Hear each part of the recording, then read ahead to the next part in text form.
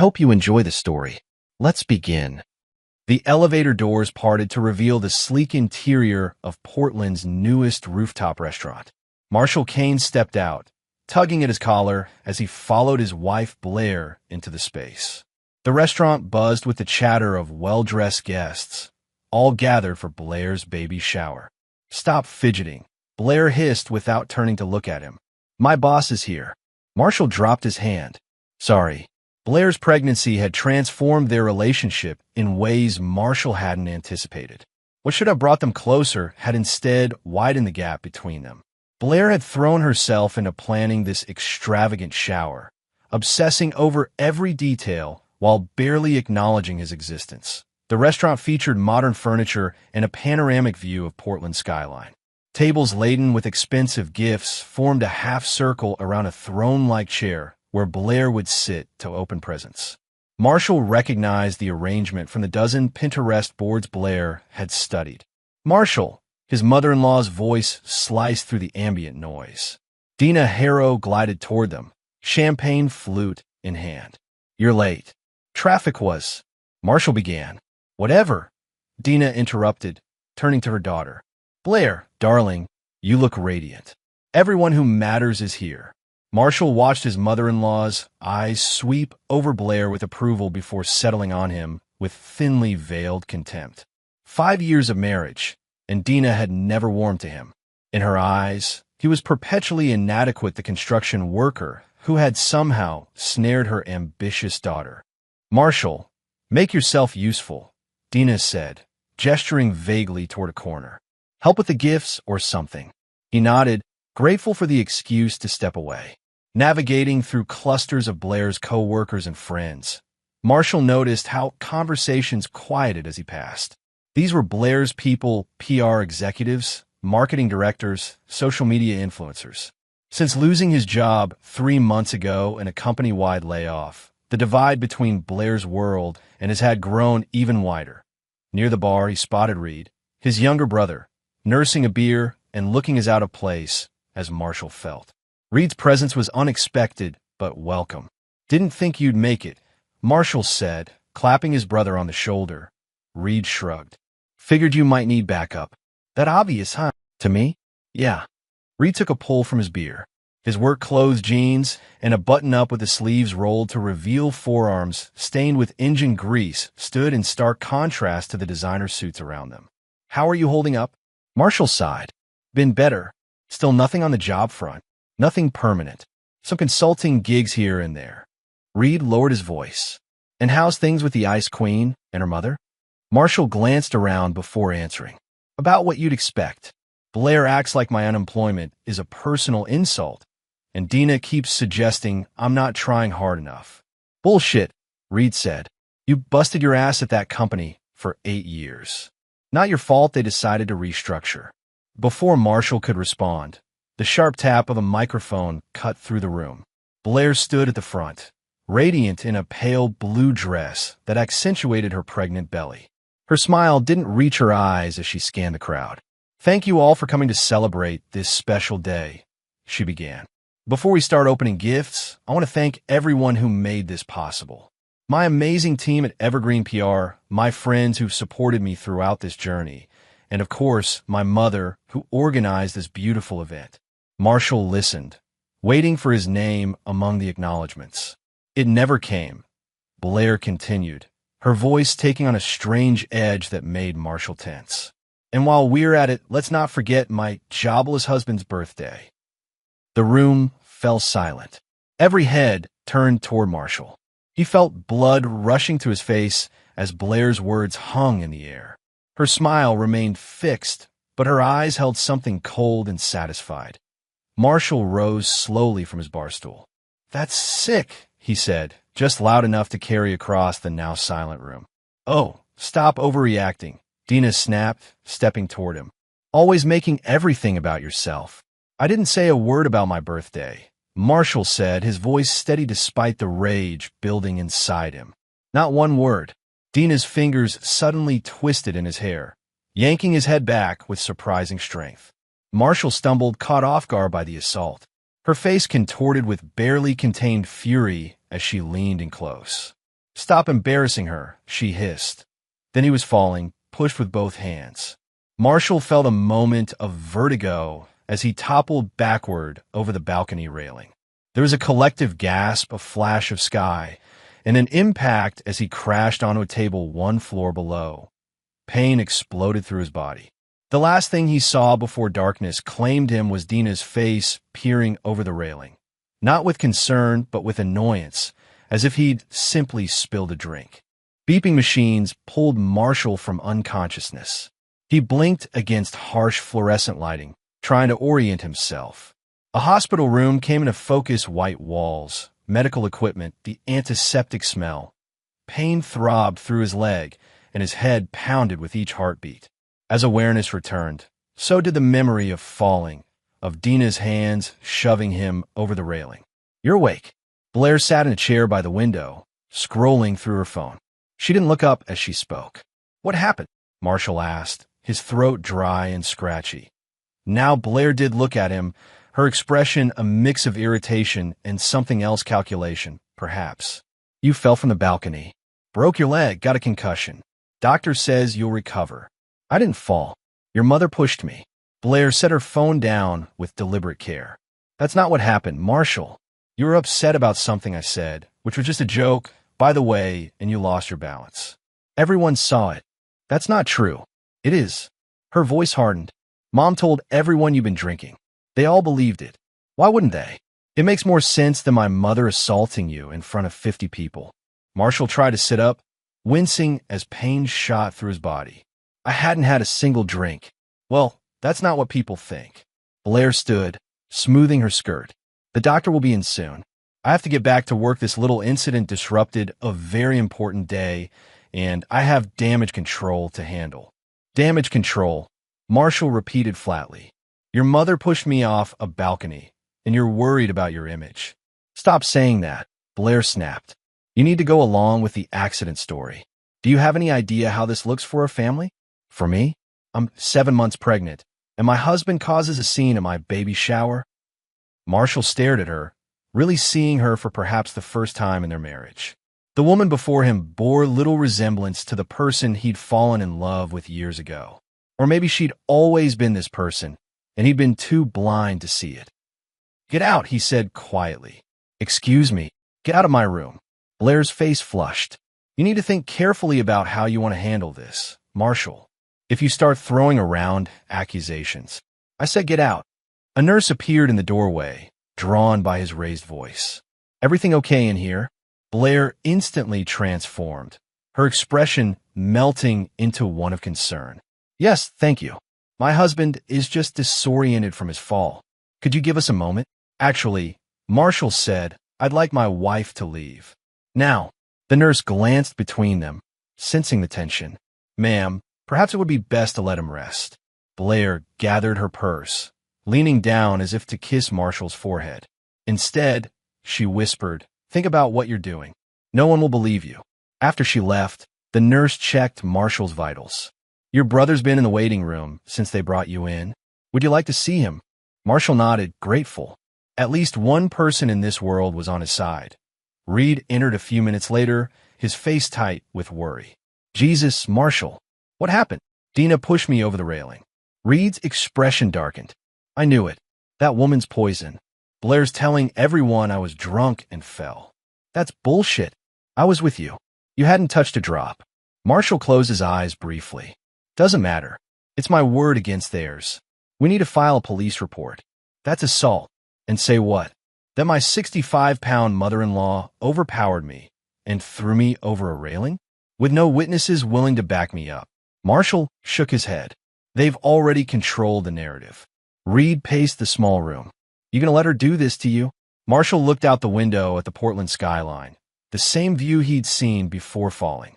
A cold clarity was settling over him, replacing the confusion and hurt. "They think I'm done? Good. I'll let them. What does that mean?" "It means I'm done playing their game by their rules." The next few days passed in a blur of doctors, pain medication, and physical therapy.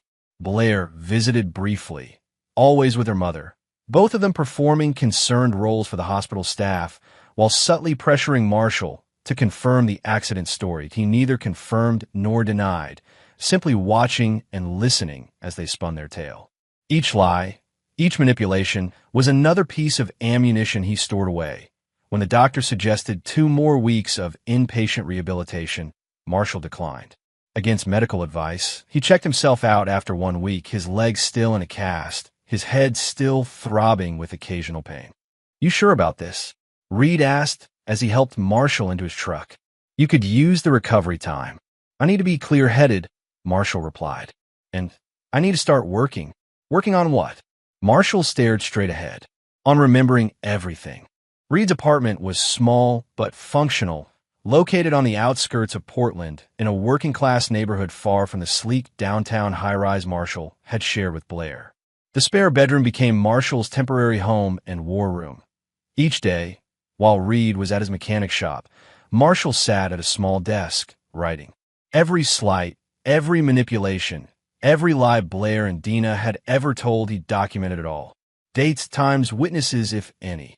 He was building a case, meticulously cataloging the years of emotional abuse he'd endured. The clarity that had begun in the hospital sharpened with each passing day. Looking back, Marshall could see the pattern that had been invisible when he was inside it. How Blair had systematically isolated him from friends. How Dina had undermined his confidence at every turn. How they'd both made him feel that their approval was something he needed to earn but never could. "What's all this?" Reed asked one evening, gesturing to the growing pile of notebooks. "Evidence," Marshall replied. "I've been blind for too long." Reed picked up a notebook, flipping through pages of Marshall's tight, precise handwriting. "You're going to use this for the divorce?" Marshall took the notebook back, adding it to the stack. "Eventually. But first, I need to understand exactly what I'm dealing with." "And what's that?" "2 sociopaths who've been gaslighting me for years." Reed sat on the edge of the bed. "What are you planning, Marshall?" Marshall didn't answer immediately. The plan forming in his mind was still nebulous, but its outline was becoming clearer each day. "I'm going to give them exactly what they expect from me." "Which is what?" "A broken man they can continue to manipulate." Marshall closed the notebook he'd been writing in. "Blair called yesterday. She wants me to come home." "And you're going?" Marshall nodded. "It's time to start the next phase."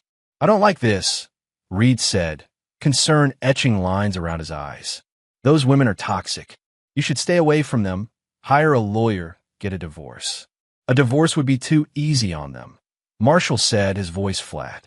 "They'd spin it to make me look like the villain again. Blair would get everything, and Dina would keep pulling the strings." He shook his head. "No, I need to play this differently." Reed studied his brother for a long moment. "This isn't like you, Marshall. You've always been the reasonable one, the guy who walks away from a fight." "Maybe that's the problem," Marshall replied. "Maybe I should have fought back years ago." The next day, Marshall called Blair and told her he was ready to come home. Her relief was palpable, though not for the reason she assumed. She thought he was capitulating. He knew he was advancing. Before leaving Reed's apartment, Marshall took his brother aside. "I need you to trust me on this." Reed looked troubled.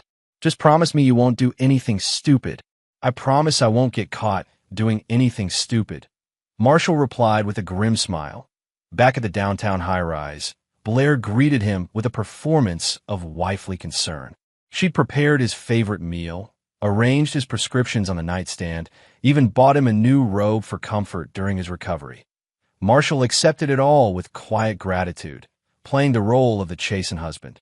He apologized for causing a scene at the baby shower, admitted that his balance might have been affected by medication he'd taken earlier, a lie, but one that gave Blair and Dina partial vindication without admitting to drunkenness. "I'm just glad you've come to your senses," Blair said as she helped him settle onto the couch, his casted leg propped on a pillow. Her hand rested briefly on her pregnant belly. "We need to focus on the future now, on our family." Marshall nodded, the picture of contrition. "You're right. I've had time to think, and I realize how important stability is, especially with the baby coming." Blair's satisfied smile told him everything he needed to know. She believed she'd won. She believed he was broken. That night, after Blair had gone to bed, Marshall sat alone in the darkness of their living room. From a hidden pocket in his robe, he removed a small digital recorder. He pressed a button, and Blair's voice filled the silence. "We need to focus on the future now. On our family." Marshall smiled. Then he erased the test recording and set the device to standby. Tomorrow, the real work would begin. "I've scheduled an interview for you," Blair announced over breakfast 3 weeks after Marshall's return. She didn't look up from her tablet as she spoke. Marshall paused, spoon halfway to his mouth. "An interview at Den Media. They need a facilities manager." Now she did look up, her expression a practiced mix of helpfulness and mild exasperation. "It's not construction, obviously, but it's something. We can't have you sitting around unemployed forever." Marshall nodded, careful to keep his expression neutral. "That's thoughtful of you. Thanks. Don't thank me yet. You need to actually get the job." Blair returned to scrolling through her emails. "Wear your navy suit, not the gray one. And for God's sake, get a haircut before Thursday." "Will do," Marshall said, obediently making a note on his phone. This was the pattern their interactions had fallen into since his return. Blair issuing directives, Marshall complying without complaint. On the surface, he'd become exactly what she wanted: a husband who knew his place and didn't challenge her authority. That IT was exhausting, this constant performance. But each time Blair spoke to him with that subtle edge of contempt, each time she made a decision without consulting him, Marshall added it to his mental tally. The recorder in his pocket captured it all. After breakfast, as Blair prepared to leave for work, the doorbell rang. She opened it to reveal Dina, immaculate as always in designer clothing, her silver hair styled in a perfect bob. "Mother, I didn't know you were coming by," Blair said, embracing Dina briefly. "Just thought I'd check on the invalid," Dina replied, her gaze moving past Blair to where Marshall sat at the dining table. "How's our patient today?" Marshall offered a meek smile. "Better, thanks. The physical therapy is helping." Dina entered, inspecting the apartment with sharp eyes. "Place could use a cleaning," she observed. "Blair, darling, you shouldn't have to come home to a mess after working all day." "I was going to tidy up today," Marshall said. Dina gave him a dismissive glance. "See that you do. Blair has enough on her plate without having to worry about housework." Marshall watched the interplay between mother and daughter, noting how Blair straightened her posture in Dina's presence, how she seemed to vibrate with a need for approval. "I found him a job interview," Blair told her mother. "At Den Media." Dina raised an eyebrow. "Really? Well, let's hope you can handle that level of responsibility, Marshall. It's a legitimate company, not some construction site." The insult slid off him. Once, it would have stung, made him defend his former profession. Now, he simply nodded. "I'll do my best." After Blair left for work, Dina lingered, moving around the apartment like she owned it. Marshall remained at the table, seemingly focused on the newspaper but acutely aware of her movements. "You know," Dina said suddenly, "Blair had such potential before she met you. She could have married a doctor, a lawyer, someone who could truly be her partner. Instead, she got this." She gestured vaguely at Marshall, the recorder in his pocket words silently, capturing every word. "I'm trying to be better," Marshall said softly. "For Blair and the baby." Dina scoffed. "Trying isn't enough, Marshall. It never has been. Some people just aren't cut out for success." She picked up her purse. "I have a lunch meeting. Tell Blair I'll call her later." After she left, Marshall sat motionless for several minutes. Then he retrieved the recorder from his pocket and played back the conversation. Dina's voice, clear and cruel, filled the silent apartment. Marshall smiled. Then he reached for his laptop and began composing an email. The recipient: Internal Revenue Service, Anonymous Tips Division. The subject: suspected tax fraud. The content: detailed information about Dina's side businesses, the rental properties she managed off the books, the consulting fees she received in cash, the sales of artwork through her gallery that never seemed to appear on any tax forms. Marshall had learned about these activities gradually over the years, filing away each casual mention, each overheard phone call. Now, those fragments of information became weapons. After sending the email, Marshall made a phone call. "Caleb? It's Marshall Kane. Yeah, it's been a while. Listen, I heard you started your own contracting business. I was wondering if we could meet for a beer. I might be interested in some work if you've got it." That evening, when Blair returned from work, she found the apartment spotless and Marshall preparing dinner, his movements careful with his healing leg. "You cooked?" she asked, surprised. "Thought you could use a break," Marshall replied. "It's nothing fancy, just pasta." Blair set down her briefcase, studying him with a hint of suspicion. "What's gotten into you?" Marshall shrugged. "Just trying to pull my weight. Like you said, you have enough on your plate." The suspicion in Blair's eyes faded, replaced by satisfaction. "Well, it's about time. Maybe that fall knocked some sense into you after all." Marshall smiled thinly. Maybe it did. Later, in bed, Blair scrolled through her phone while Marshall pretended to read a book. His attention was actually on her passcode 6 digits that he committed to memory as her fingers moved across the screen. When Blair eventually fell asleep, Marshall carefully extracted himself from bed and limped to the living room. He found her purse, removed her phone, and used the memorized passcode to unlock it. Methodically, he went through her emails, texts, and call history, photographing anything of interest with his own phone. There were exchanges with someone named Saxon, messages that went well beyond professional, arrangements for meetings at hotels. There were emails about financial decisions Blair had made without consulting him, including transferring money from their joint account to a private one in her name only. Marshall returned the phone to her purse exactly as he'd found it. Then he added the new information to his growing collection of evidence. Day by day, piece by piece, Marshall was building his case. The mask of submission he wore concealed the cold, calculating mind beneath a mind focused entirely on the moment when the mask would finally come off. Marshall Kane. Caleb Royce stood from the booth with a grin, extending his hand. "Man, you look like hell." Marshall shook his former co-worker's hand. "Good to see you too, Caleb." They were meeting at a dive bar across town, far from anywhere Blair or her crowd might venture. Caleb had aged well since Marshall had last seen him filled out a bit, grown a neat beard, traded his work clothes for a casual but clearly expensive button-down and jeans. "Heard about the accident," Caleb said as they settled into the booth. "Rough break, man." "You could say that." Marshall replied non-committally that a waitress appeared, and they ordered beers. When she left, Caleb leaned forward. "So what's this about work? Last I heard, you were climbing the corporate ladder at Westridge Construction, until they laid off half the supervisory staff, yeah?" Marshall took a sip of his beer.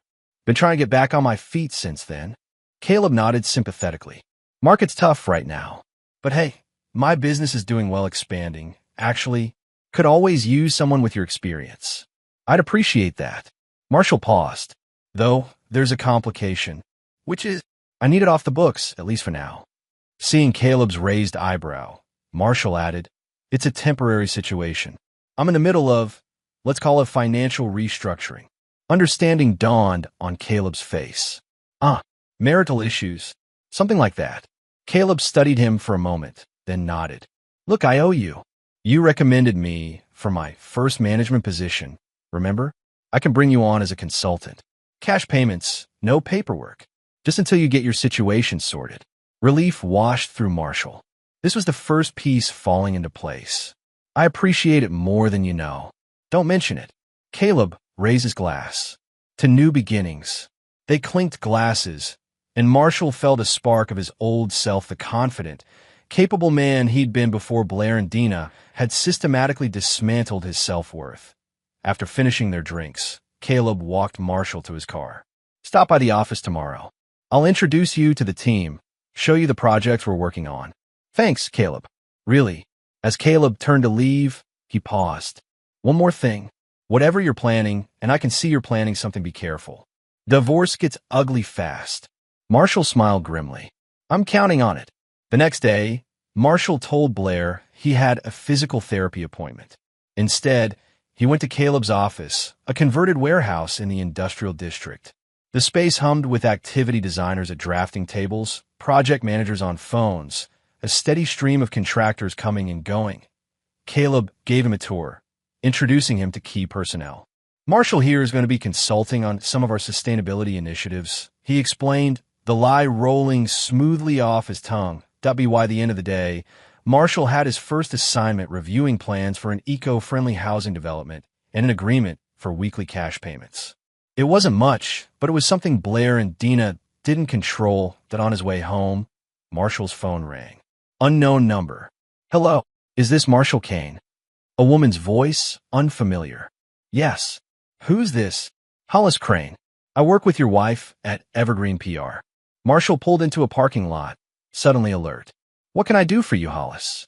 It's more what I can do for you, she replied, her tone brisk. I have information you might find interesting. About Blair and a certain executive at our firm. Marshall's grip tightened on the phone. What kind of information? The kind that could be useful in a divorce proceeding. A short laugh. Or other forms of leverage.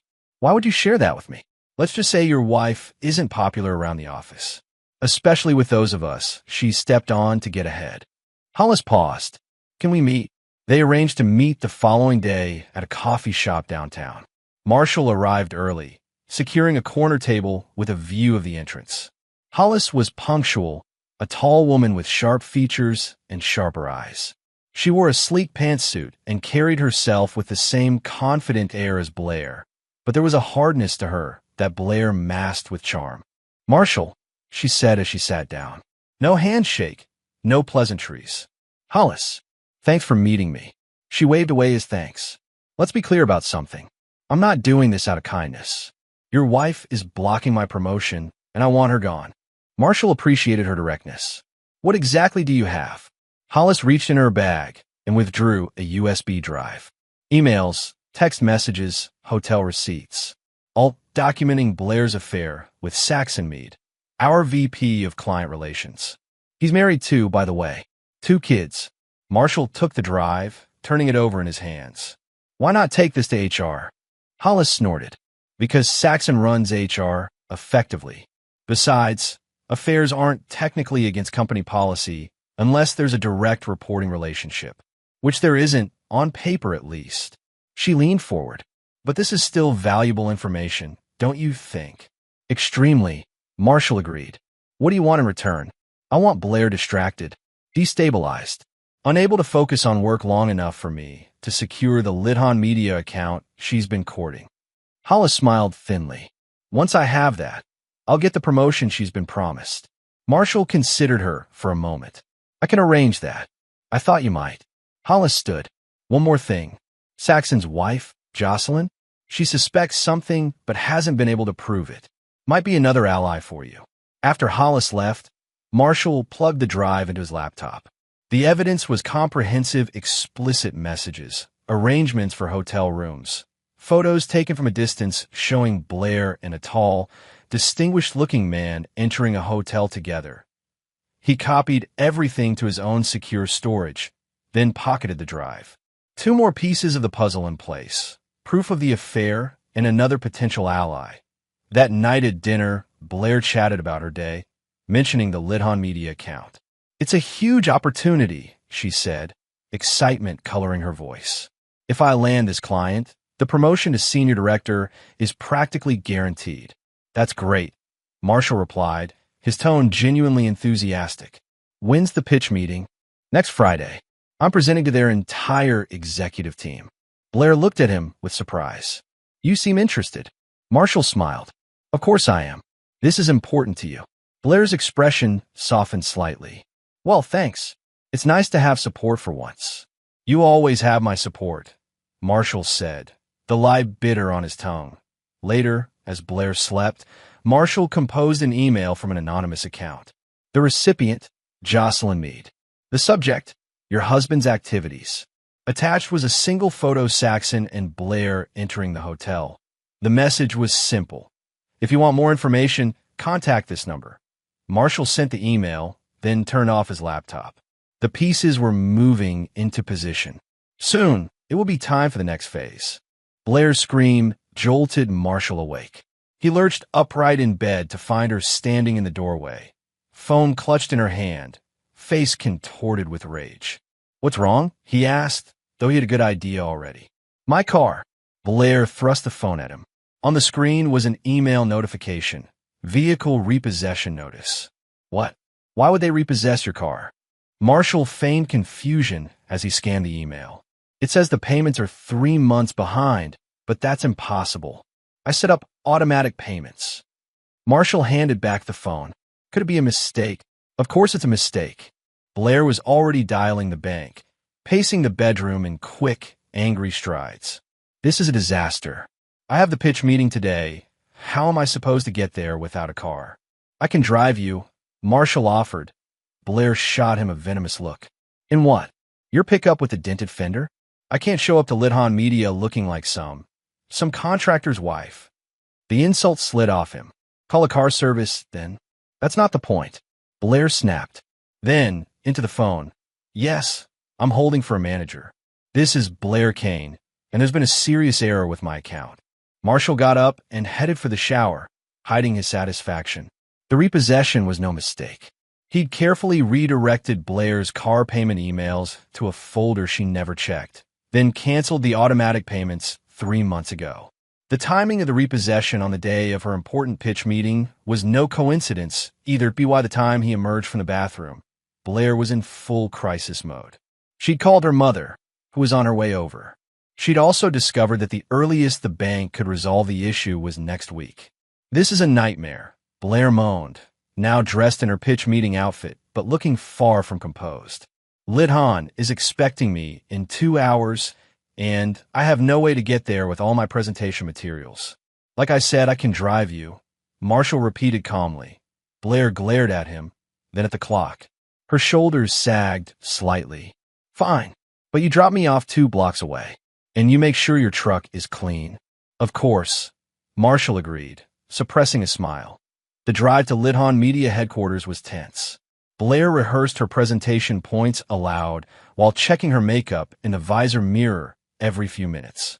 Marshall drove carefully, playing the role of supportive husband to perfection. Stop here, Blair commanded when they were 2 blocks from the Lidhan building. Marshall pulled over. Good luck in there. You're going to do great. Blair didn't respond, already gathering her materials and checking her appearance one last time. She exited the truck without a word of thanks. Marshall watched her walk away, heels clicking on the pavement, spine straight with determination. Then he pulled back into traffic and drove to a nearby parking garage. From his bag, he retrieved a laptop and logged into a secure email account. The email he sent to Lidhan Media CEO contained selected portions of Hollis's evidence, nothing explicit, but enough to raise serious questions about Blair's professional judgment and ethics. He included just enough details about the evergreen PR pitch to make it clear this wasn't a random attack. Task complete. Marshall closed the laptop and checked his watch. He had another appointment to keep. Across town, in an upscale coffee shop in the Pearl District, Jocelyn Meade waited nervously. She was younger than Marshall had expected, with a natural beauty that required little enhancement. She wore minimal makeup and simple but expensive clothing, the uniform of old money, not the showy displays Blair favored. Mrs. Meade, Marshall said as he approached her table. Thank you for meeting me. Jocelyn's eyes widened slightly as she took in his appearance. You're not what I expected. I get that a lot, Marshall replied, sitting across from her. You said you have information about my husband. Her voice was steady, but her fingers twisted the napkin in her lap. Are you a private investigator? No. Marshall met her gaze directly. I'm Blair Kane's husband. Comprehension dawned on Jocelyn's face, followed by a flush of embarrassment. Oh, I see. I have evidence that our spouses are having an affair. Marshall continued, getting straight to the point. I'm planning to use this evidence in divorce proceedings. I thought you might want to know. Jocelyn was silent for a long moment. Then, surprisingly, she laughed a short, bitter sound. I've suspected for months. Saxon isn't exactly subtle. But evidence, that's what I've been missing. I can provide that, Marshall said. But first, I need to know what you intend to do with it. Jocelyn's expression hardened. I intend to take him for everything he's worth. The house, the cars, the investment accounts. Most importantly, custody of our children. Marshall nodded slowly. Here was a woman after his own heart, not seeking reconciliation or understanding, but justice. Revenge, even. In that case, he said, I think we can help each other. They talked for an hour, comparing notes, forming a plan. Jocelyn had financial information about Saxon that could be useful to Marshall. Marshall had communications evidence that would be devastating in Jocelyn's custody case. As they prepared to leave, Jocelyn asked a question that had clearly been on her mind. Why are you doing this? Why not just divorce Blair quietly? Marshall considered his answer carefully. Because quiet isn't enough. Not after what they've done. Jocelyn nodded, understanding in her eyes. When do we move forward? Soon, Marshall promised. I'll contact you when everything's in place. Back at the apartment, Marshall arrived to find Dina and Blair in heated conversation. They fell silent as he entered, both turning to look at him with nearly identical expressions of suspicion. How did the pitch go? He asked innocently. It didn't, Blair spat. Lidhan canceled at the last minute. Some emergency board meeting. Marshall arranged his features into a mask of concern. That's disappointing. Can you reschedule? Their CEO said they'd be in touch. Blair replied, her tone making it clear she didn't expect them to call. Strange timing, Dina remarked, her sharp eyes fixed on Marshall. First the car, now this. Marshall shrugged. Bad luck comes in threes, they say. What's next, I wonder?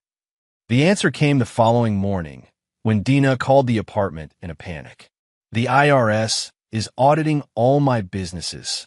They just showed up at the gallery with a warrant. Blair rushed to her mother's side, leaving Marshall alone in the apartment. He used the opportunity to continue his preparations, transferring money from their joint account to a separate one in Reed's name, gathering important documents, making arrangements with Caleb for more steady work. That evening, Blair returned looking haggard. Mother's a wreck, she reported. They're going through everything: tax returns, bank statements, client records. That sounds stressful, Marshall commented. Anything I can do to help? Blair shook her head distractedly. No, she has her accountant handling it. She collapsed onto the couch. God, everything's falling apart at once. The car, the Lidhan account, now this. It'll pass, Marshall said soothingly. Things always do. Blair looked at him with narrowed eyes. You're awfully calm about all this. Marshall kept his expression neutral. Panicking won't help, will it? I suppose not. Blair studied him for a moment longer, then sighed. I need a drink. While she was in the kitchen, Marshall slipped his recorder from his pocket and checked that it was still functioning. The final phase was approaching, and he needed everything in perfect working order for what came next. The Roswell Charity Gala was Portland's premier social event of the season. Hosted at the same rooftop restaurant where Marshall had been pushed months earlier, it brought together the city's elite for an evening of performative generosity and social climbing. As Evergreen PR's rising star, Blair had secured a spot as an organizer, using her connections to arrange sponsorships and media coverage.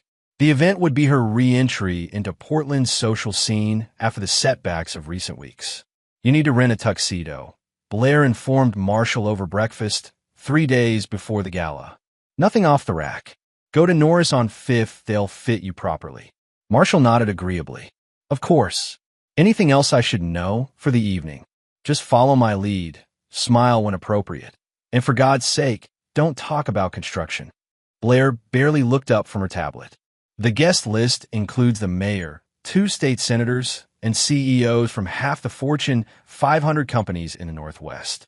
Sounds important, Marshall said mildly. It is important, Blair snapped.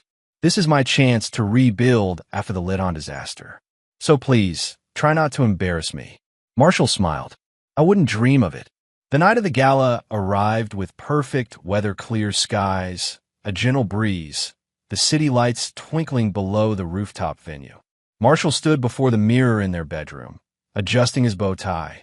The tuxedo fit impeccably, accentuating his broad shoulders and the muscle he'd regained working with Caleb's crew. Blair appeared in the doorway, resplendent in a deep blue gown that complemented her now prominent pregnancy. She was due in less than a month, a fact she leveraged for sympathy and attention at every opportunity. You clean up nicely, she remarked, sounding almost surprised. So do you?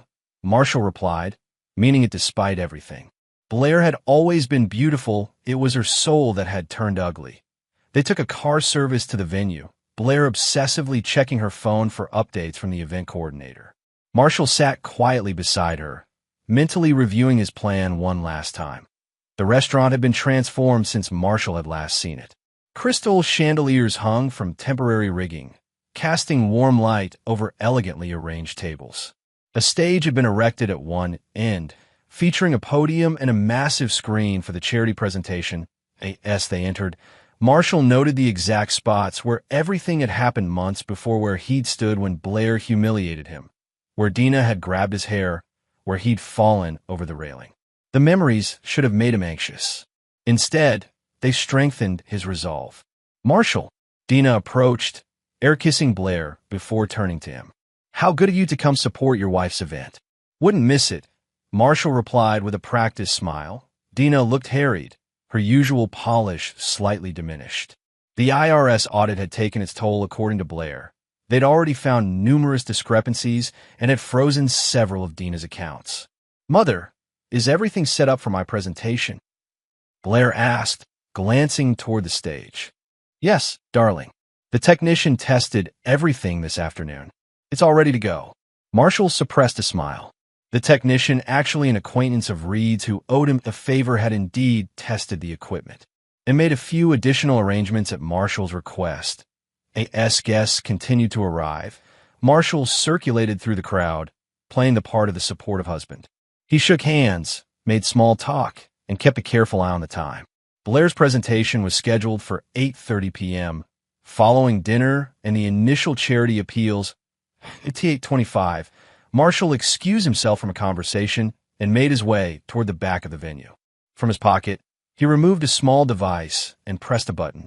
A confirmation text appeared on his phone screen seconds later. "Ready when you are." Marshall returned to his assigned table just as Blair was being introduced. She ascended the stage gracefully, her pregnancy adding a maternal glow that had the audience immediately sympathetic. "Good evening, distinguished guests," Blair began, her professional smile dazzling under the lights. "It's my honor to be here tonight representing Evergreen PR and our commitment to the Portland Children's Foundation." As she spoke, Marshall noticed the small remote that had been placed at his seat, exactly as arranged. He picked it up casually, concealing it in his palm. "Before I introduce our keynote speaker," Blair continued, "I'd like to share a brief video highlighting the Foundation's incredible work over the past year." She gestured toward the screen behind her. The lights dimmed. Blair stepped to the side of the stage, her practiced smile still in place. Marshall pressed the remote's button. Instead of the charity video, the screen illuminated with a very different image. Blair at their dining table, speaking to Dina. "He's so pathetic since the accident." Blair's voice filled the silent room. "Follows me around like a puppy, desperate for approval." Gasps rippled through the audience. Blair froze mid-step, her mouth hanging open in shock. The video continued, cutting to another clip. Dina's voice now, clear and vicious. "Of course I pushed him. The idiot was making a scene at your shower. What was I supposed to do?" The screen split to show multiple images, screenshots of Blair's text with Saxon, bank statements showing transfers from the joint account, photos of Blair and Saxon entering a hotel, but a new clip began playing. Blair on the phone with someone, laughing. "The baby? Of course it's not Marshall's. Do you think I'd want a child with his genes? Saxon at least has a Harvard education." The room erupted in shocked murmurs.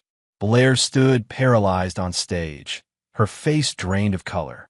Across the room, Saxon Meade was being stared at by surrounding guests, his wife nowhere to be seen. Dina rushed toward the stage, frantically signaling to the technician to stop the video. But the technician, Reed's friend, had already disappeared. Marshall stood slowly, drawing all eyes to him as he moved calmly toward the stage. The room quieted as he approached the microphone. "For those who don't know me," he said, his voice steady, "I'm Marshall Kane, Blair's husband." He paused. "At least for now. What are you doing?" Blair hissed, finally finding her voice. Marshall ignored her, addressing the crowd. 6 months ago, I was pushed from the balcony of this very restaurant by my mother-in-law, Dina Harrow. I broke my leg and suffered a concussion. My wife and her mother told everyone I was drunk and fell. More gasps, more whispers. Marshall continued. "Since then, I've discovered that my wife has been systematically lying to me about everything: our finances, her fidelity, even the paternity of her child. He gestured to the screen, which now showed DNA test results. As you can see, I am not the father of Blair's baby. That honor belongs to Saxon Meade, VP at Evergreen PR and, until recently, husband to Jocelyn Meade. Dina finally reached the stage, her face contorted with rage. "Security," she shouted. "Remove this man immediately." Two security guards moved toward the stage, but stopped when Marshall raised his hand. "Before you do that," he said calmly, "you might want to see this last clip." The screen changed again, showing Dina in what appeared to be her home office, speaking on the phone. "Listen to me, Robert," she said harshly. "I don't care what kind of relationship you want with Blair. You signed away your parental rights 20 years ago. You get nothing now that she's successful. Nothing." The video cut to a different clip: Dina again, this time berating an elderly man who stood with stooped shoulders. "You pathetic drunk. You think Blair wants anything to do with you after how you abandoned her? Stay away from my daughter, or I'll make sure you regret it." Marshall looked directly at Blair, whose shock had transformed into dawning horror. "That's your father, isn't it? The one your mother told you wanted nothing to do with you. The one she said was too drunk and irresponsible to be in your life." Tears streamed down Blair's face, her carefully constructed mask completely shattered. "Security," Marshall said, "I'll save you the trouble." He stepped away from the microphone and walked calmly toward the exit. As he passed Dina, she lunged at him, fingers clawed. "You bastard," she screamed, swinging wildly. Security intervened, restraining her as she continued to shout obscenities. The crowd watched in stunned silence as Marshall continued his dignified exit, aita the elevator. He turned back once to survey the chaos he'd created. Blair had collapsed into a chair, sobbing uncontrollably. Saxon was being confronted by several board members of his company. Dina struggled against the security guards, her face twisted with hate. Marshall stepped into the elevator, a weight lifting from his shoulders as the doors closed behind him. Outside the restaurant, a black van waited at the curb, engine running. Marshall approached it, tapping lightly on the passenger window. The door unlocked with a click. Inside sat Jocelyn Meade, elegant in a simple black dress. Beside her, strapped into a car seat, was an infant girl, Saxon, and Jocelyn's youngest daughter. "Is it done?" Jocelyn asked. Marshall nodded. "Completely. The DNA results displayed perfectly," Jocelyn confirmed. Saxon's face when he realized what was happening. She shook her head. "I've never seen him so frightened. And you have everything you need for the custody hearing. More than enough." Jocelyn's smile was satisfied. "The judge granted the emergency petition this morning. I have full custody of both children pending the final hearing, and Saxon is restricted to supervised visitation twice a month." "Good," Marshall said. "What about you? What happens next?" Marshall glanced back at the restaurant. "Now we move to the final phase." He directed the driver to a modest apartment building several miles away. As they pulled up, Reed emerged from the entrance, helping an elderly man with a cane. "Who's that?" Jocelyn asked. "Robert Harper," Marshall replied. "Blair's father. The man Dina has been keeping away from his daughter for decades." Robert looked nervously at the van as it stopped. Marshall got out and approached him. "Mr. Harper? I'm Marshall Kane, Blair's husband." The older man's eyes widened. "You're Marshall?" "Reed told me. He said he wanted to help me see my daughter." "That's right," Marshall confirmed. "There's something you need to see first, though. Something that will explain a lot." Inside the van, Marshall showed Robert selected clips from the videos that had just played at the gala. Dina's cruel dismissal of him, her lies to Blair about his abandonment. Robert wiped tears from his eyes. "All these years, I tried so hard to be part of her life.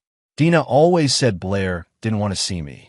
She lied," Marshall said simply. "To both of you. And now, will Blair see me now?" Marshall exchanged glances with Reed. "That depends on her. But at least now she knows the truth." They drove back toward the restaurant, timing their arrival for when the gala would be breaking up. Sure enough, guests were streaming out, many talking excitedly on phones, others huddled in groups discussing the evening's dramatic events. Blair emerged, supported by an event coordinator. Her makeup was streaked with tears, her elegant composure completely gone. When she saw the van and Marshall standing beside it, she froze. "What more do you want?" she asked, her voice raw. "Haven't you humiliated me enough?" "This isn't about humiliation, Blair," Marshall replied. "It's about truth." He gestured to Robert, who stood nervously behind him. "Do you recognize this man?" Blair stared at her father, confusion replacing anger on her face. From the video. That's your father," Marshall finished for her. "The man your mother told you abandoned you. The man who's been trying to contact you for 20 years. Robert stepped forward hesitantly. "Blair, my God, you look just like your grandmother." Blair's hand went to her mouth. "Mother said you were drunk, that you signed away your rights." "I had a drinking problem, yes," Robert admitted, "after your mother left me. But I never, ever signed away my rights to you. I've written letters, sent gifts, all returned. I tried calling, visiting Dina, always blocked me." Tears welled in Blair's eyes again. "I don't understand. Why would she do that?" "Control," Marshall said simply. "The same reason she's controlled every aspect of your life. The same reason she pushed me off that balcony when I threatened her authority." Blair looked from Marshall to her father, decades of certainty crumbling around her. "I don't know what to believe anymore." "Then believe the evidence," Marshall said. He handed her a flash drive. "Everything is here, the videos, the recordings, the financial documents. Proof of what your mother has done to both of us." Blair took the drive automatically, her hand trembling. "And the baby? Is it true?" "It's not yours. DNA doesn't lie," Marshall said. "It's Saxon's child. I have the test results." Blair seemed to crumple inward, one hand going protectively to her belly. For a moment, Marshall almost felt sorry for her. "Almost. Why are you showing me all this?" Blair asked.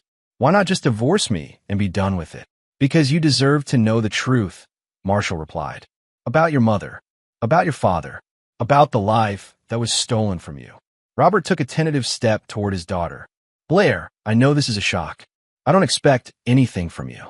But if you ever want to talk, I've waited 20 years for that chance."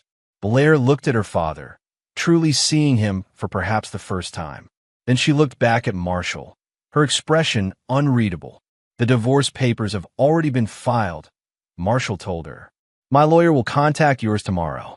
Given the evidence of infidelity and financial misconduct, I think you'll find it's in your best interest to agree to the terms." "You've thought of everything, haven't you?" Blair said bitterly. "I learned from the best," Marshall replied. "You and your mother taught me how to play the long game." As if summoned by her name, Dina appeared at the restaurant exit, still flanked by security guards who were escorting her out. When she saw the tableau before her, Marshall, Blair, and Robert, she stopped short. "You," she snarled at Robert. "How dare you show your face here?" "Hello, Dina," Robert said calmly. "It's been a long time." Dina turned her fury on Marshall. "This is your doing. You planned all of this." "Yes," Marshall agreed simply. "I did." "Mother," Blair said, her voice different now, harder, colder. "Did you lie to me about my father?" Dina faltered, just for a moment before recovering. "Of course not. He's manipulating you. Can't you see that? Marshall has turned you against me, just like he planned." "Answer me," Blair insisted. "Did you keep my father from me? Did you return his letters, block his calls?" "I protected you." Dina snapped. "He was a drunk, a failure. He would have ruined your life, held you back just like Marshall has." The admission hung in the air between them. Blair stared at her mother, as if seeing her clearly for the first time. "Goodbye, Mother," she said finally, turning away. "Blair," Dina called after her. "Blair, come back here." But Blair was already walking away, Robert hesitantly following at a respectful distance. Dina rounded on Marshall, her face contorted with rage. "This isn't over. I'll destroy you for this." Marshall smiled, feeling truly free for the first time in years. "No, Dina, it is over. You have no power anymore, not over Blair, and certainly not over me."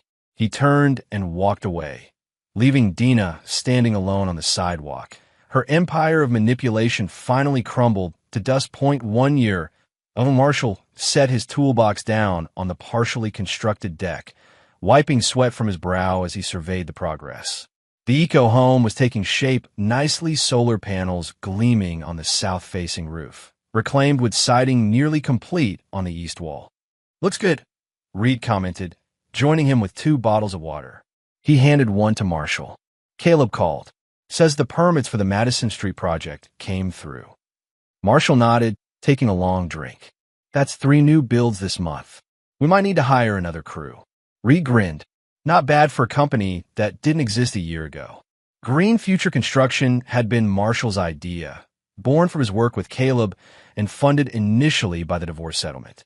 The focus on sustainable building practices had quickly attracted attention in Portland's environmentally conscious market, and the business had grown faster than either brother had anticipated. "Have you seen this?" Reed pulled out his phone, showing Marshall a news article headline.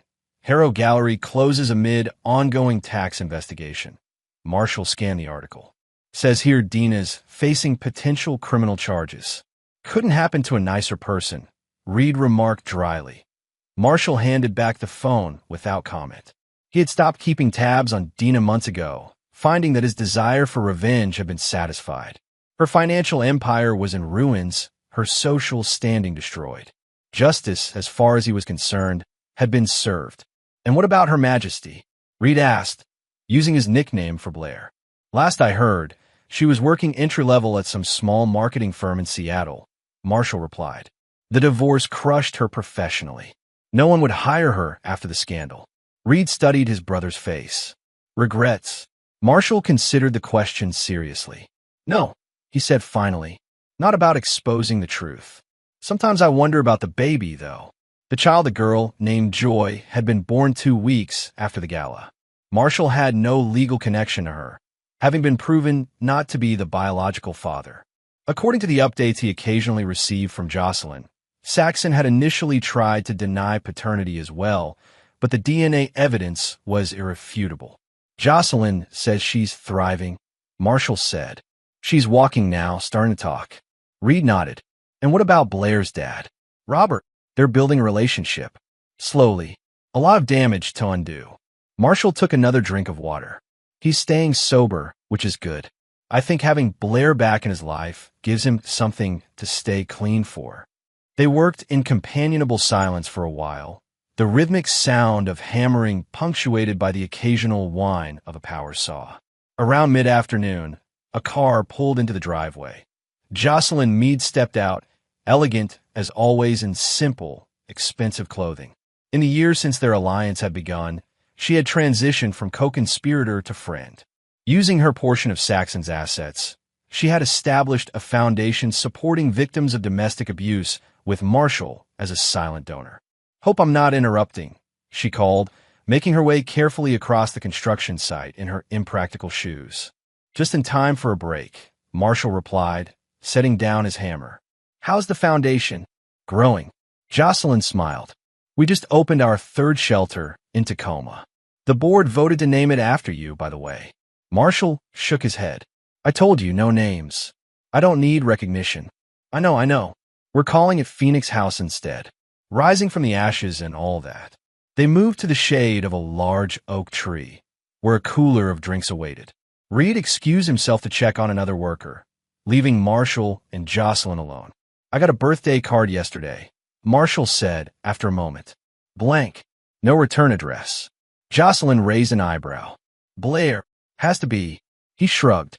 "Not sure what message she's trying to send." "Maybe none," Jocelyn suggested. "Maybe it's just acknowledgement." Marshall nodded slowly. The card had stirred complex emotions, not regret, exactly, but a certain wistfulness for what might have been in another life, with another version of Blair. "How's Joy?" he asked, changing the subject that Jocelyn's face softened. "Wonderful. Growing so fast. She has Saxon's eyes, but none of his arrogance, thank God." She hesitated.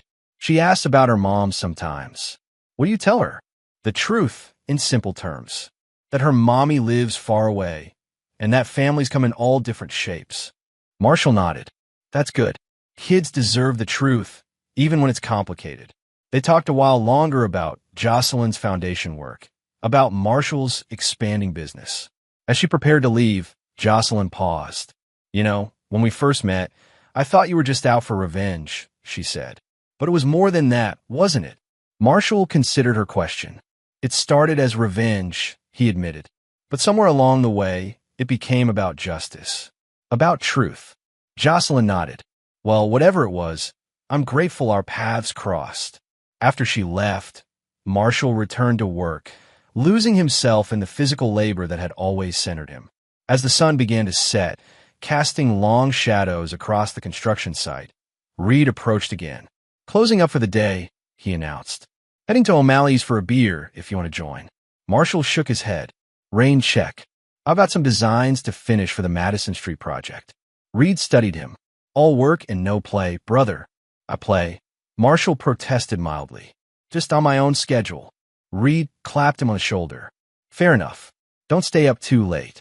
Alone on the site, Marshall finished securing tools and materials before locking up. As he walked to his truck, a new model, purchased with the first profits from Green Future.